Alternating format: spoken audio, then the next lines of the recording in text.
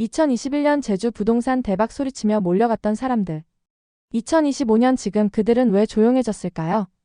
2020년부터 2021년 제주 부동산 시장은 그런 낭만을 넘어 투자 열기로 들끓었습니다.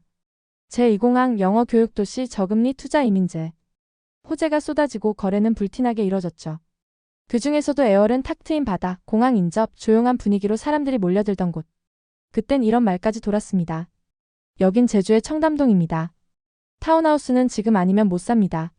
언론에서는 알려주지 않는 제주 부동산의 리얼한 이야기. 구독은 제주행 항공권, 좋아요는 탑승 확인 부탁드립니다. 그렇게 서울 아파트를 팔고 제주행 비행기에 몸을 실었던 사람들. 하지만 지금 그들의 꿈은 어디쯤 와 있을까요? 서지훈 씨, 올해 38. 서울에서 10년 넘게 광고 회사를 다녔던 직장인입니다. 퇴근길마다 지친 얼굴로 휴대폰을 보며 습관처럼 검색했습니다. 제주 카페 창업, 제주 타운하우스 퇴사 후 제주살이. 영상마다 이런 말들이 나왔죠. 서울에서 다 때려치고 제주 내려왔습니다. 하루 종일 커피 내리고 바다 보며 삽니다. 이게 진짜 인생이지요. 그 말을 들을 때마다 마음이 두근거렸습니다. 어느 날 회사가 너무 버거워져 결국 그는 결심했습니다. 그래, 더 늦기 전에 나도 시작하자. 그렇게 그는 서울 아파트 전세 보증금, 퇴직금, 적금 모두 모은 5억 원을 들고 제주행 비행기를 탔습니다. 그의 계획은 단순했습니다.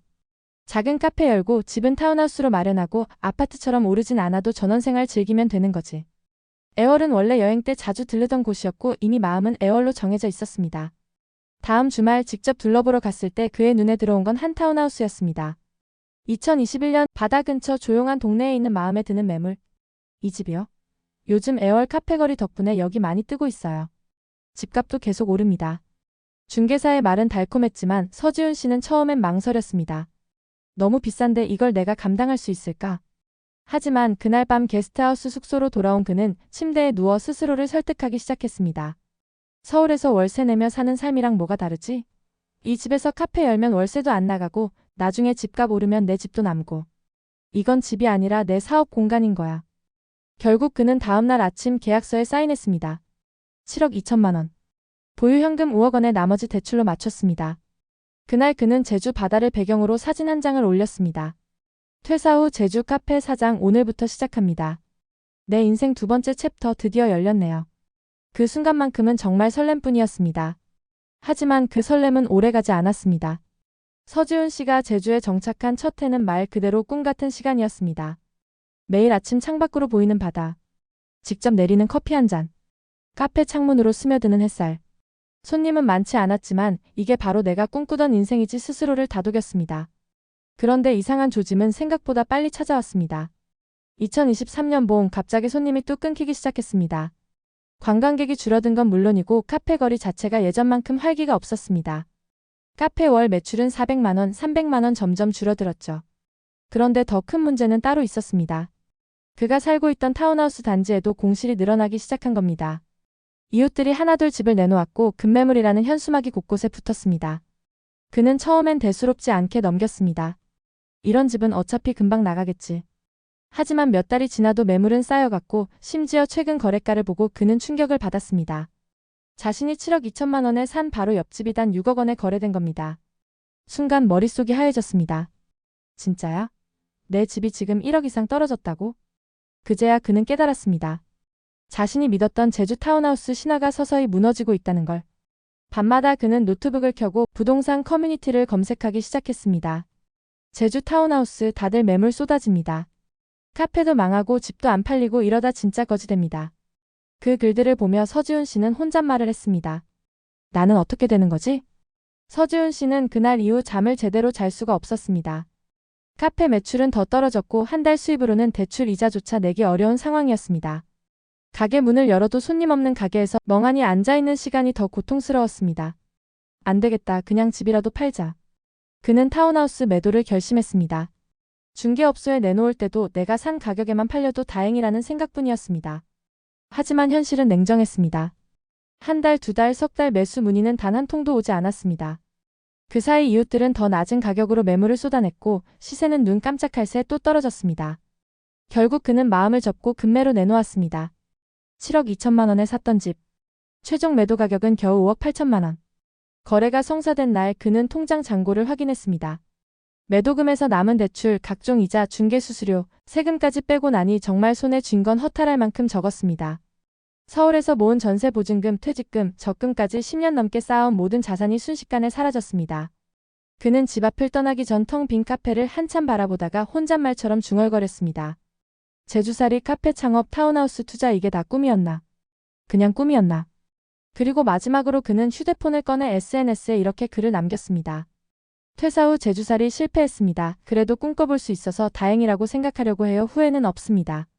다만 다시 돌아간다면 조금은 더 천천히 고민했을 겁니다. 서지훈 씨의 이야기는 결코 한 사람의 실패로 끝나는 문제가 아니었습니다.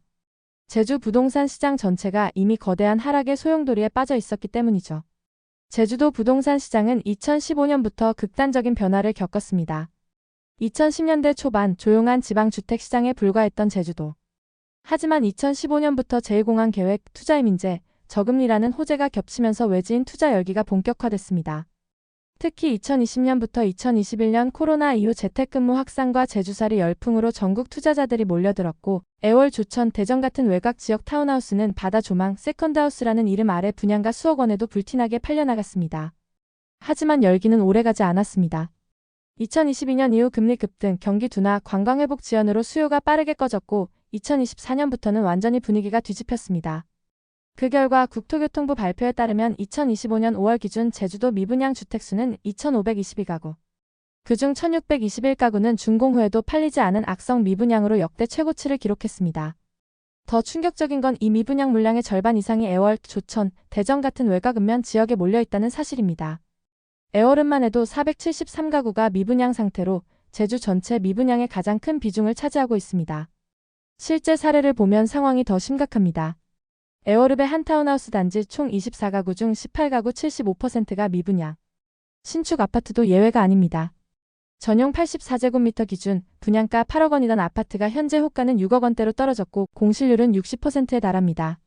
심지어 일부 타운하우스는 최초 분양가 10억 원짜리 매물이 현재 4억 원대로 거래되고 있습니다.